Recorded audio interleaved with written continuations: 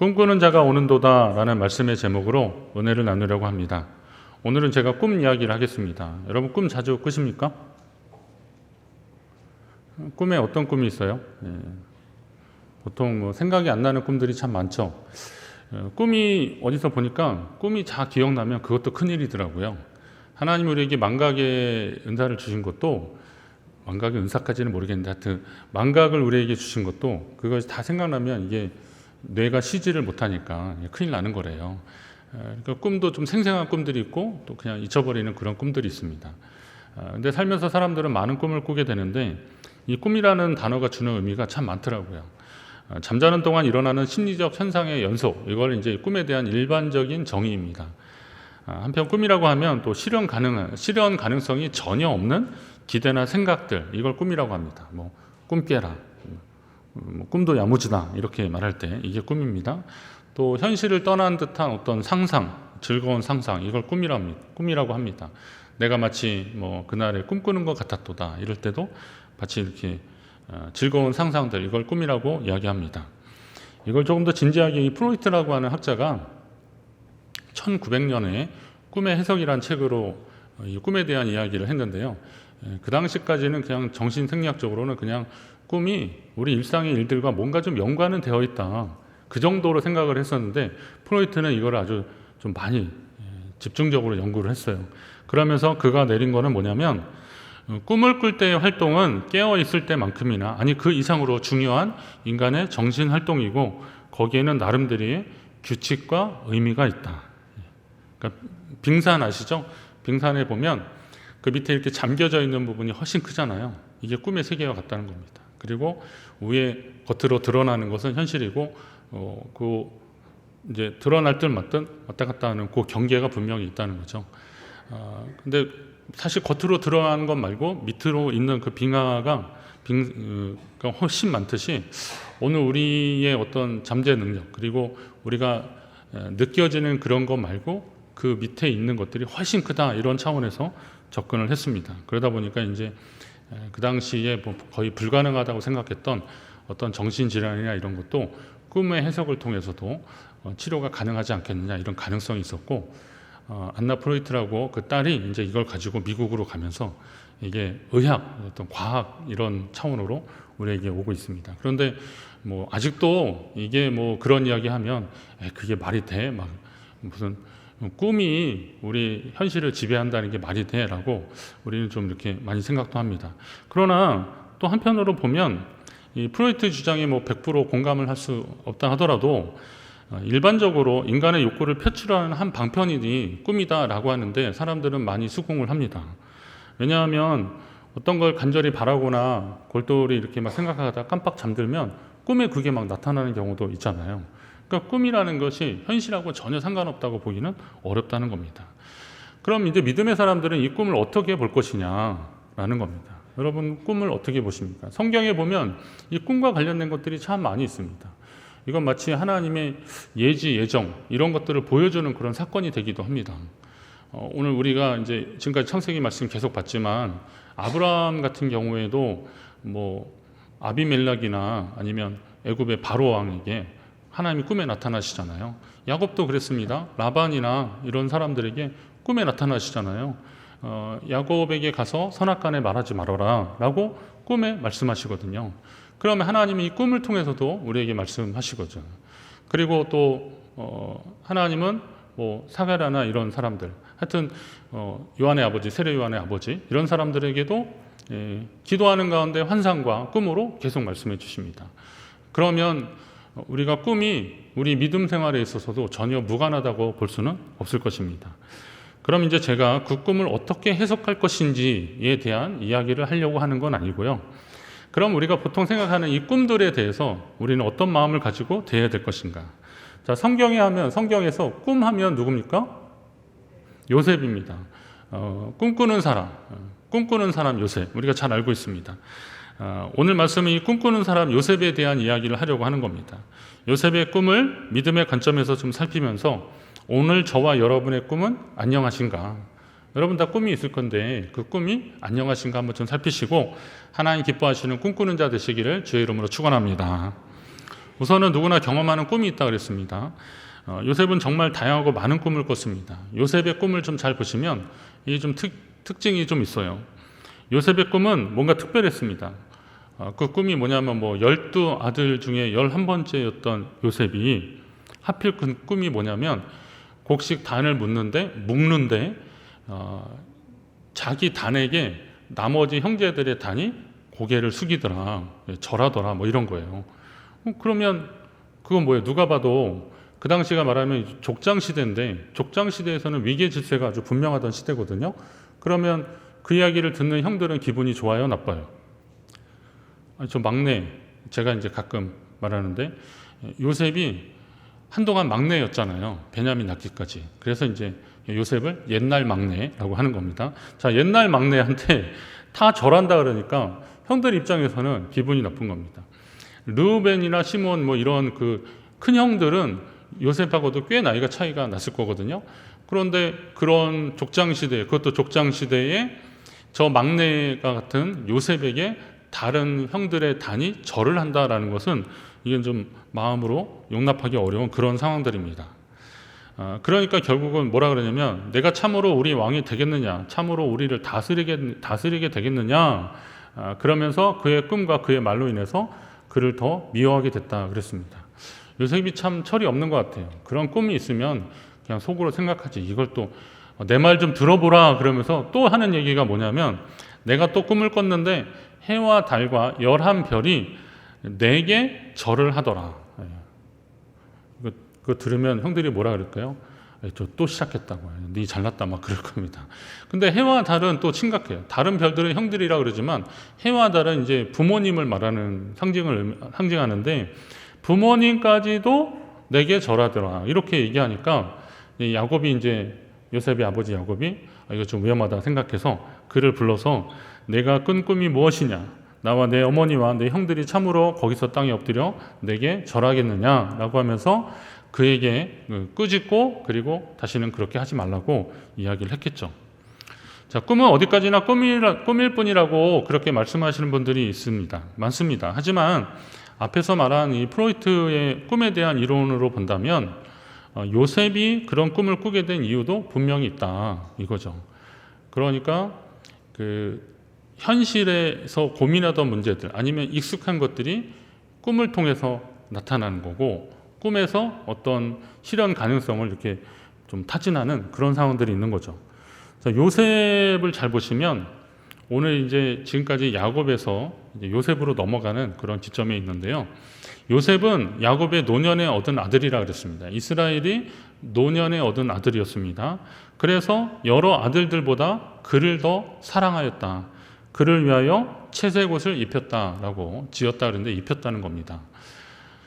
왜 그런지 아시겠죠? 이 야곱이 정말 사랑했던 라헬이라고 하는 여인들 사이에서 이제 여인 사이에서 낳은 아들은 도표를 보여주세요. 딱 두 아들밖에 없습니다. 요셉하고 베냐민.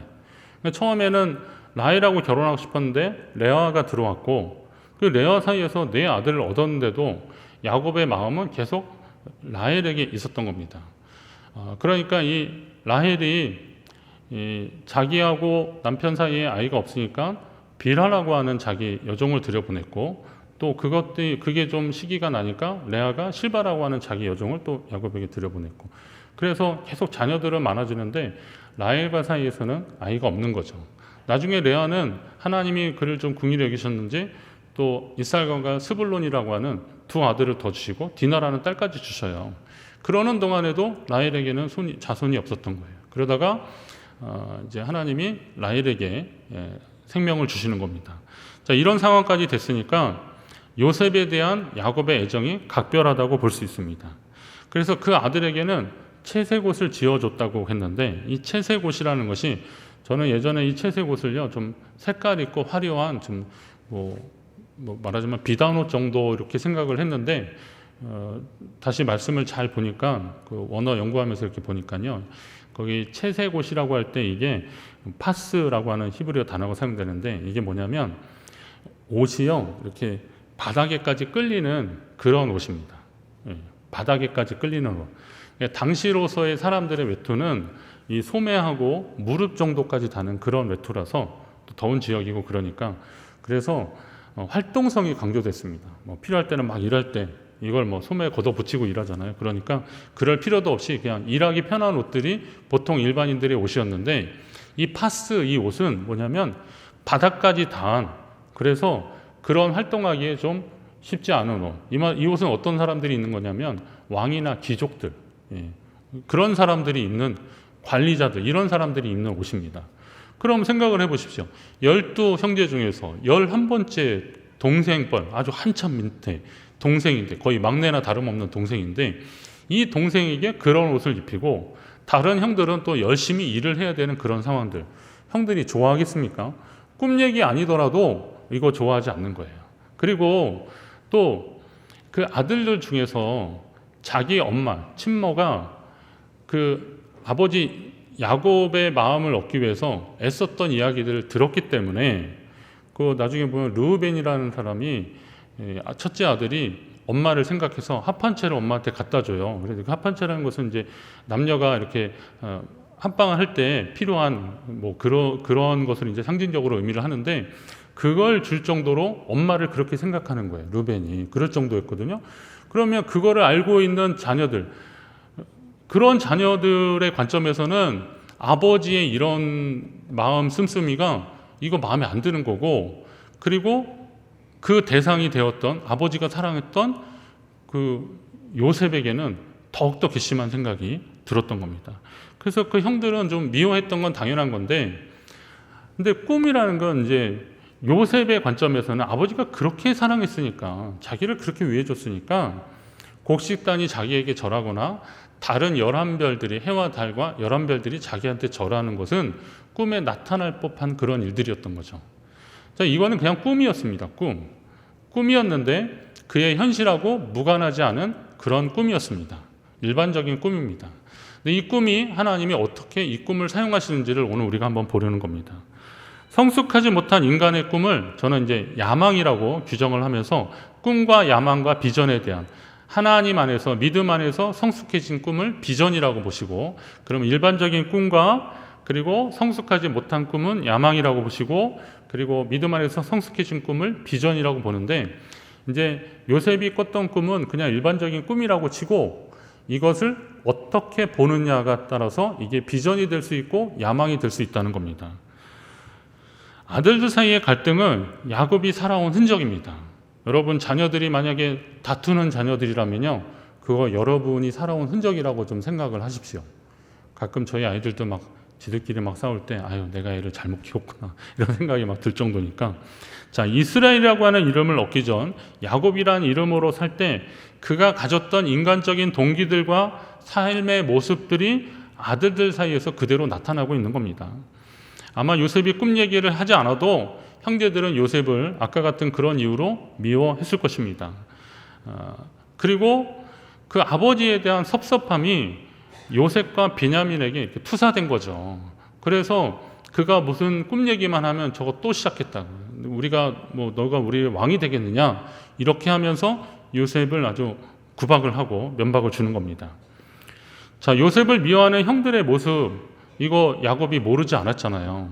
그러니까 그 다른 별들이 내 별에게 나에게 절을 했다는 그 이야기를 듣고 그 아들을 꾸짖는 거예요. 이거 위험하다 생각해서. 그런데 위험하다고 하면서 그를 꾸짖었지만 야곱 입장에서는 요셉을 미워하는 형들의 모습을 통해서 자기 인생 가운데 있었던 한 사건을 보게 되는 거죠.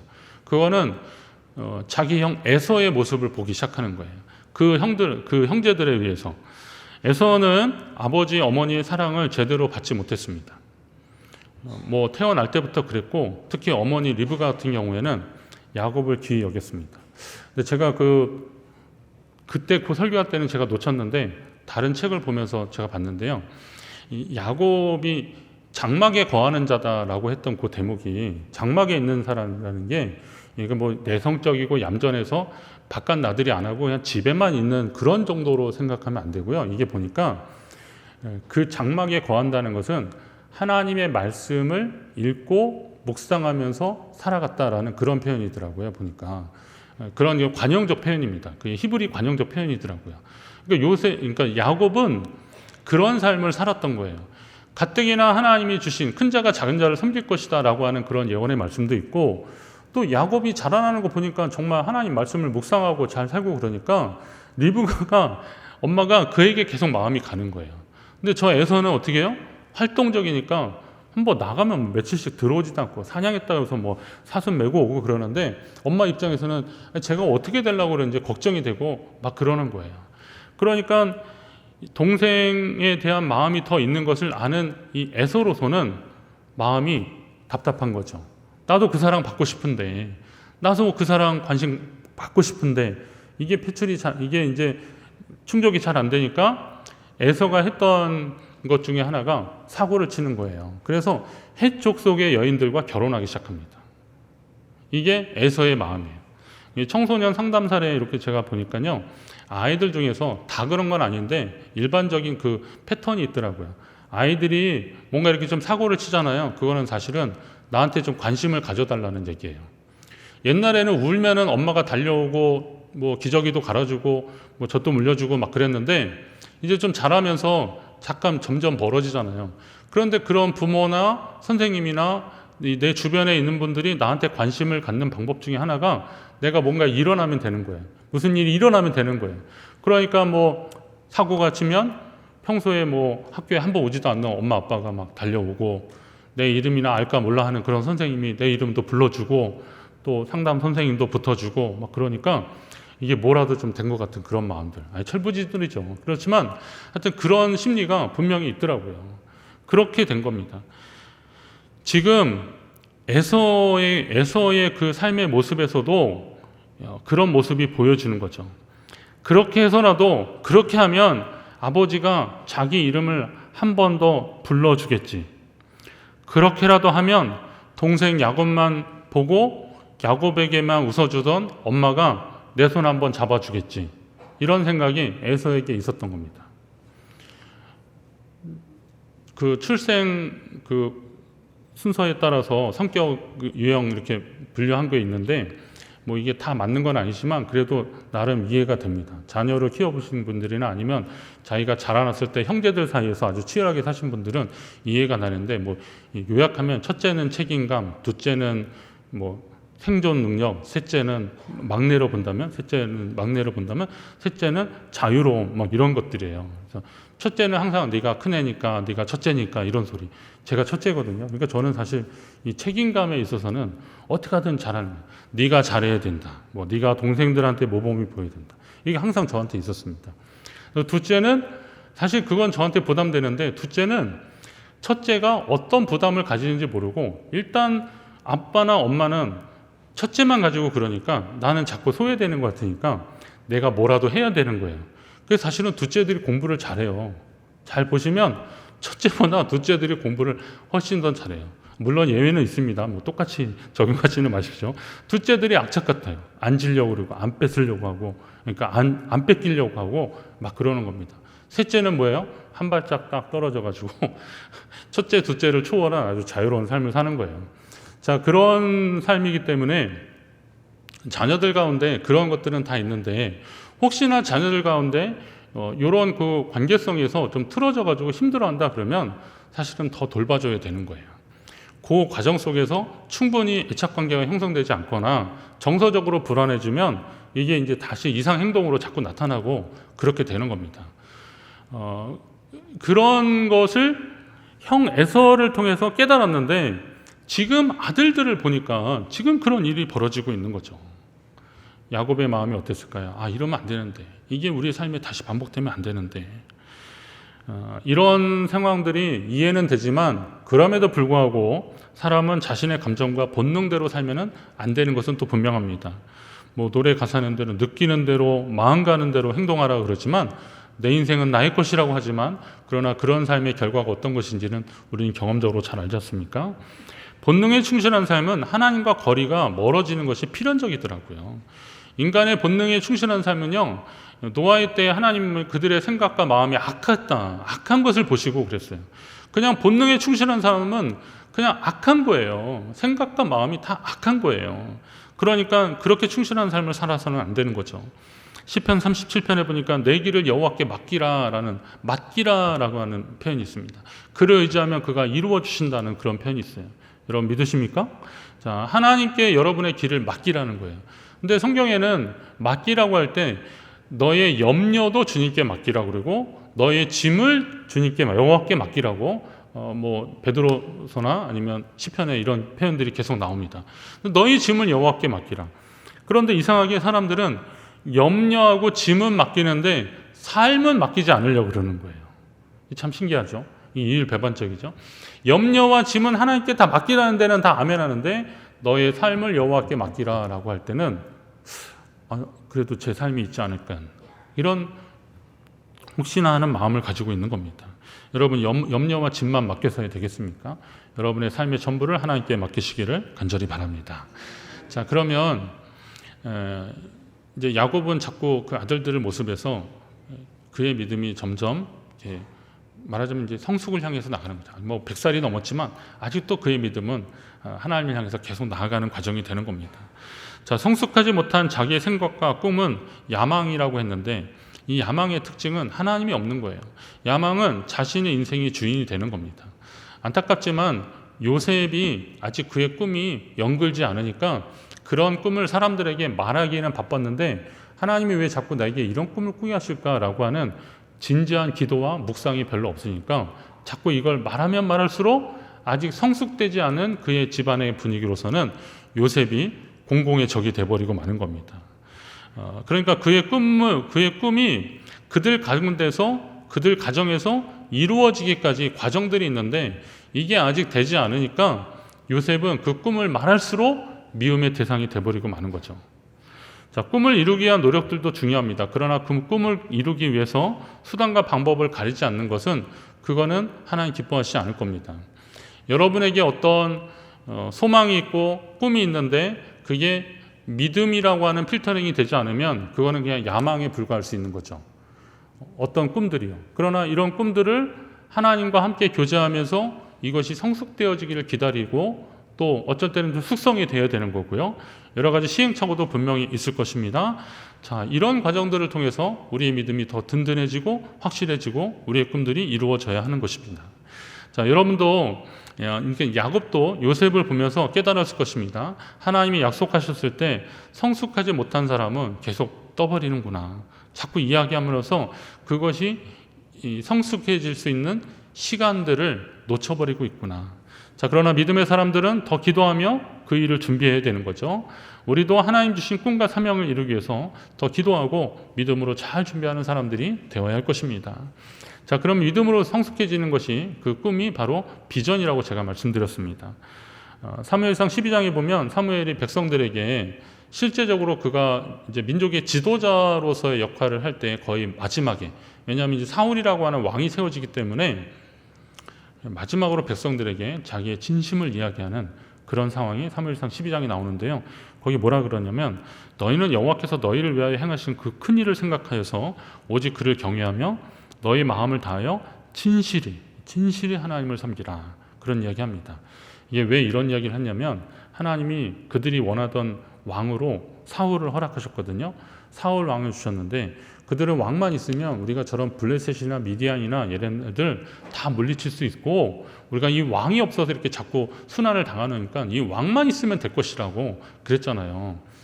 그런 마음을 가진 사람들이었기 때문에 사실 사무엘이 하나님 지금 이 사람들이 이러고 있습니다 그랬더니 야, 너 말을 안 듣는 게 아니라 그들이 나를 싫어하는 거다. 그러면서도 하도 그러니까 하나님이 그러면 왕이 그들에게 왕이 주어졌을 때 어떤 부작용이 있는지까지도 말씀해 주면서 왕을 허락하신 상황이거든요. 그런 상황에서 사무엘이 이미 얘기했지만 다시 한번 얘기하는 거예요. 왕이 생겼다고 해서 그 왕이 당신들을 지켜주는 게 아니라 지금까지 행하셨던 것처럼 하나님이 우리를 지켜주시는 것이 맞다라는 겁니다. 그러니 왕이 생겼다고 자만하지 말고 거기에 마음 두지 말고 하나님을 더 진실하게 섬기는 그런 백성이 되라라고 다짐하고 또 다짐하는 거죠. 왕이 생기는 것은 그들의 꿈이 이루어지는 것 같은 그런 순간들입니다.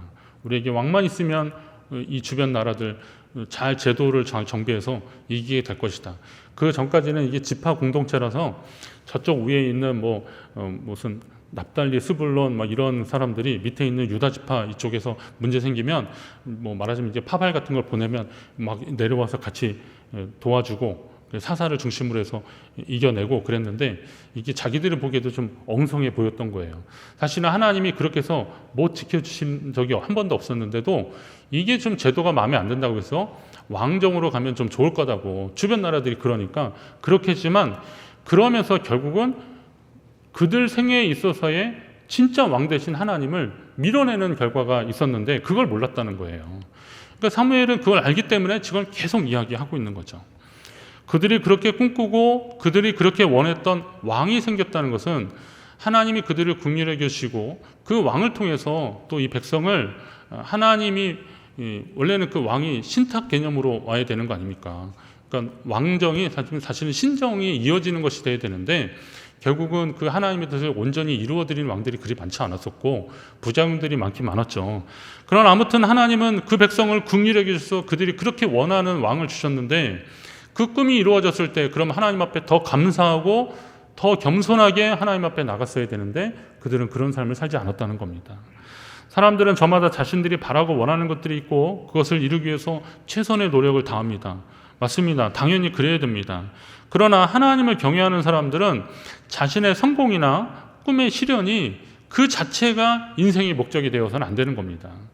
하나님의 사람들은 자기 꿈과 목적의 실현을 인생의 목표로 살아서는 그거 이루고 났을 때 그 뒤에 오는 허탈함, 허무함 이런 것 때문에 결국은 쓰러지게 될 수밖에 없어요.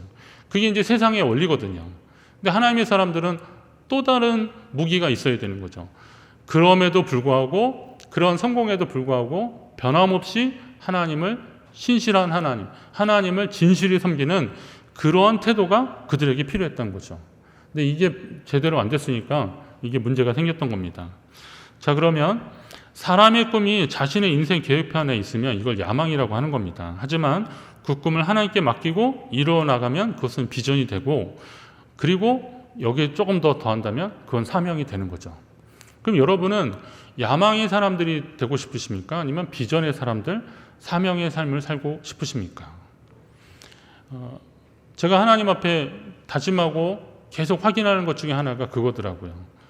야망은 나의 생각입니다. 근데 그 생각 자체가 나쁜 건 아니에요.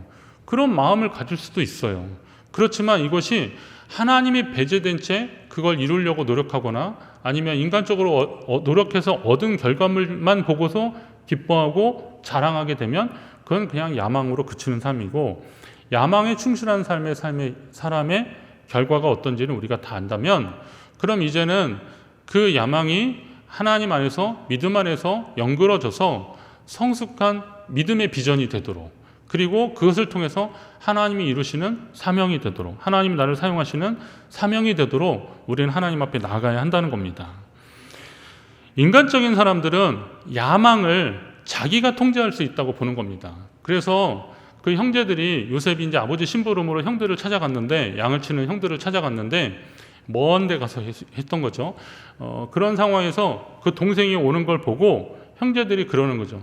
저 꿈꾸는 놈이 온다. 저 꿈꾸는 자가 오는구나. 그러면서 뭐라 그러냐면 그를 죽여 한 구덩이에 던지고 우리가 말하기를 악한 짐승이 그를 잡아먹었다고 하자. 이건 지금 아버지한테 가서 그렇게 하자라는 거예요. 그렇게 하자. 그리고 나서 그 꿈이 어떻게 되는지 우리가 볼 것이니라.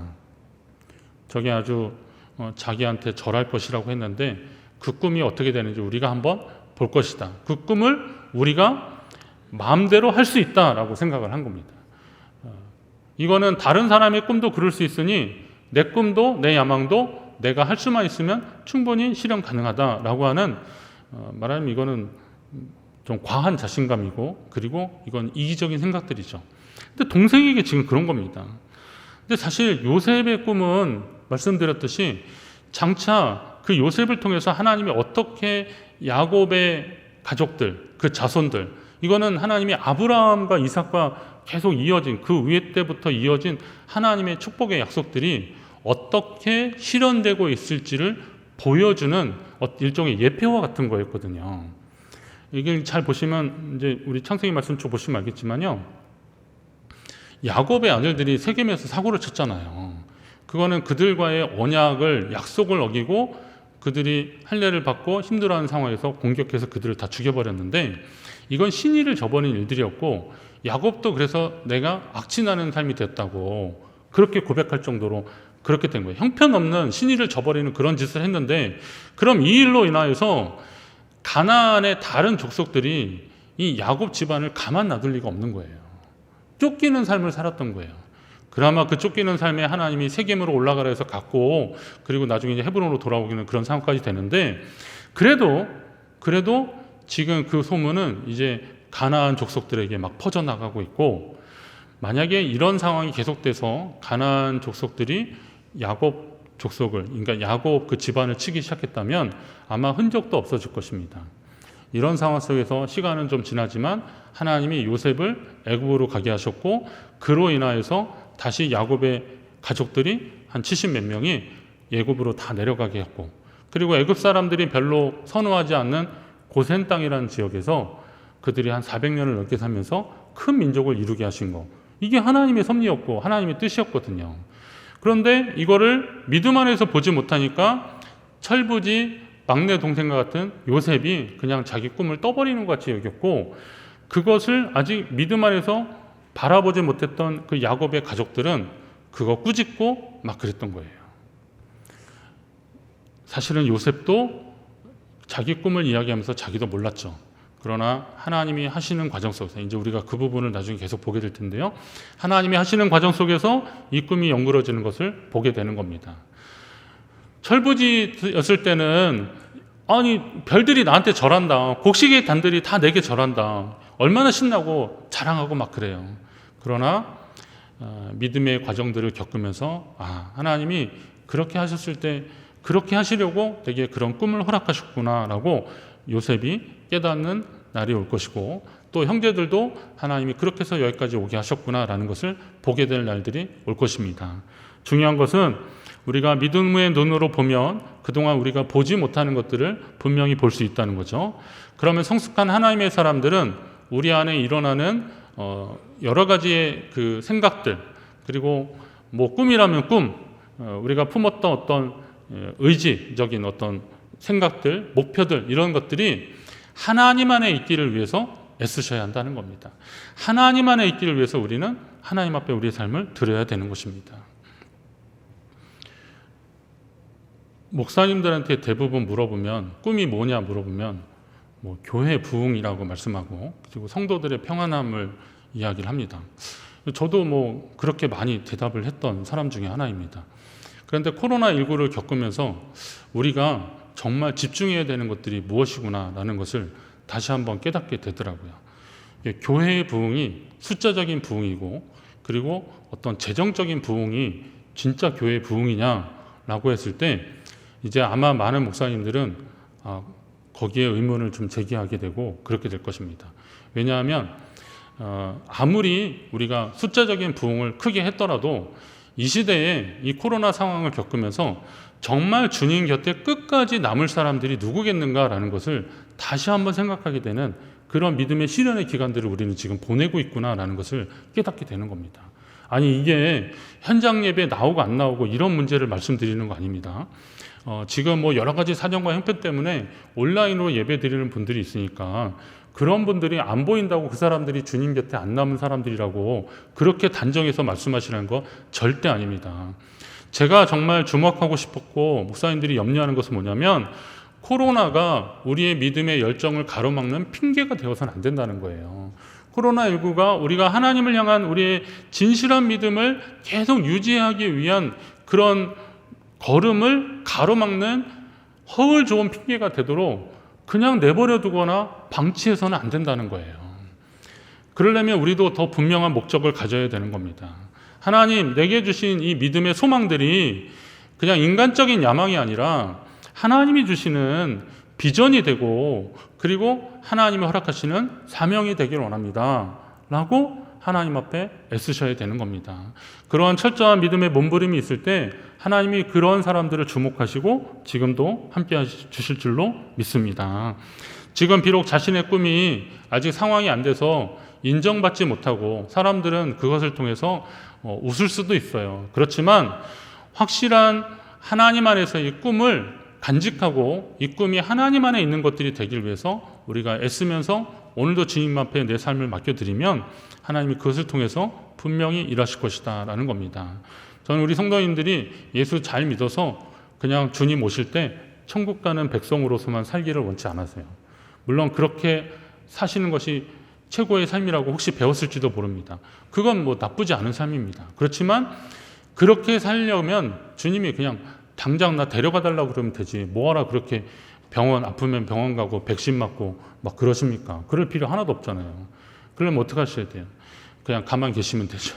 그러나 우리는 그런 삶을 사는 게 아니에요. 건강하셔야 되고 그리고 아프면 병원 가셔서 적극적으로 치료 받으셔야 돼요. 이건 단순히 생명 연장의 꿈을 뭐 기네스북에 올라갈 때 얼마까지 올라갈 수 있냐 우리 그거 하려고 이런 거 하는 거 아니잖아요. 하나님이 내게 주시는 믿음의 선한 영향력을 조금이라도 내 자녀들에게 아니면 우리 후손들에게 우리 믿음의 후배들에게 조금 더 영향을 끼치려면 그렇게 해야 되는 것 아니겠습니까? 또 자녀들에게 믿음의 비전을 주는 양육자들인 부모님들에게도 당부를 합니다. 그 아이들이 어떤 학교가 목적이 아니라 그들이 어떤 직업이 목적이 아니라 그것을 통해서 하나님 주신 꿈과 비전을 어떻게 이룰 것인지를 그 아이들한테 가르쳐 주지 않으면 그거 이루고 나면 실망하는 겁니다.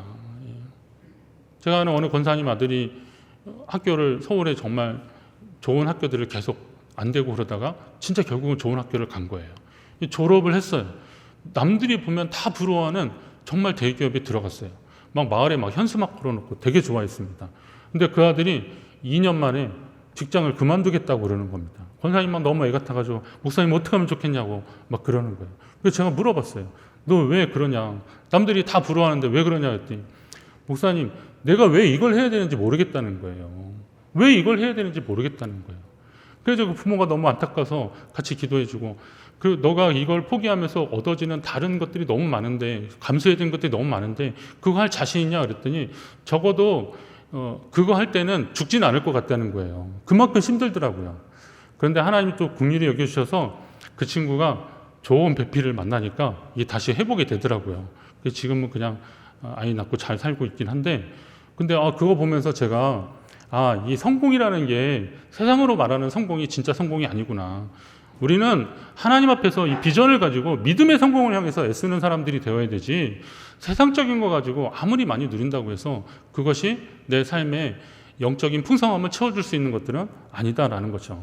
그러면 이제 우리에게 분명한 목표가 있습니다. 내 꿈이 사람들 사이에서 어떻게 보여질지 모르지만 이것이 주님 안에서 검증된 것이라면 그리고 주님이 주시는 약속들이 계속되는 것이라면 우리는 이것을 통해서 더 영향력 있는 하나님 백성의 삶을 살 수 있을 것입니다. 오늘 저와 여러분 우리 모두가 하나님 안에서 이 꿈이 비전이 되고 사명이 되는 삶 그것을 향해서 믿음으로 달려가는 오늘 그리고 여러분의 삶이 되시기를 간절히 바랍니다.